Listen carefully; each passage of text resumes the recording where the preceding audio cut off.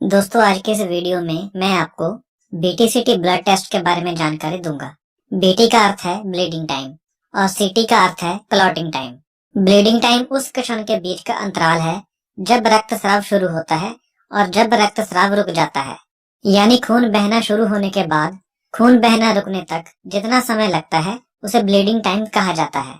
Clotting time उस समय के बीच का अंतराल होता है जब रक्तस्राव शुरू होता है और वह क्षण जब फाइब्रिन थ्रेड पहली बार देखा जाता है।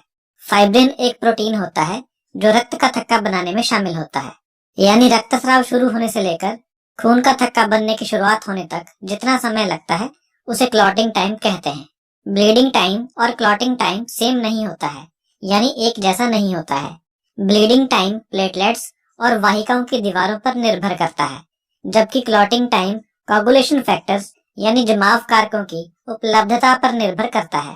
उदाहरण के लिए, हीमोफीलिया नाम की बीमारी में क्लॉटिंग टाइम लंबा हो जाता है जबकि ब्लीडिंग टाइम नॉर्मल रहता है।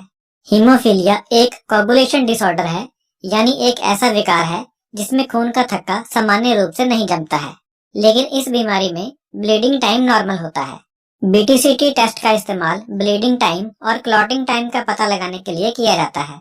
यह टेस्ट डॉक्टर को यह जांचने में मदद करता है कि आपको कोई रक्तस्राव से संबंधित विकार है या नहीं, जैसे हीमोफीलिया या von Willebrand disease. Bleeding time test दो तरीकों से किया जाता है। एक है ड्यूक मेथड, जिसमें एक सुई उंगली के सिरे पर या कान के सिरे पर चुभोई जाती है। फिर हर 15 सेकंड के बाद फिल्टर पेपर से खून को पोंछा जाता है। रक्तस्राव रुकने पर टेस्ट को रोक दिया जाता है। सुई चुभने से लेकर ब्लीडिंग रुकने तक के समय को नोट कर लिया जाता है।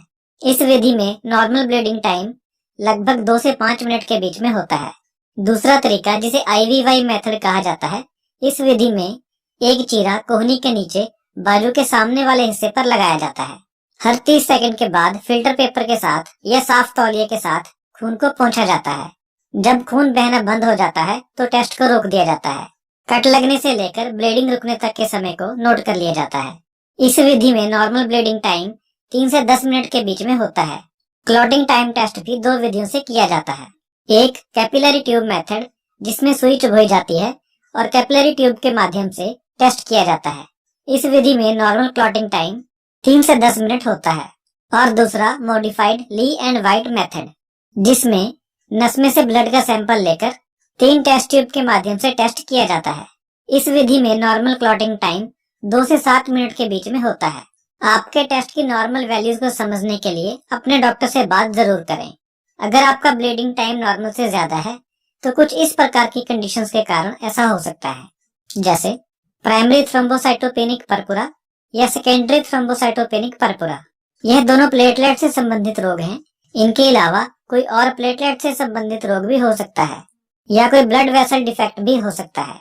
अगर आपका क्लॉटिंग टाइम नॉर्मल से ज्यादा है तो ऐसा हीमोफीलिया के कारण हो सकता है, या विटामिन के की कमी के कारण हो सकता है, या लिवर डिजीज के कारण भी हो सकता है।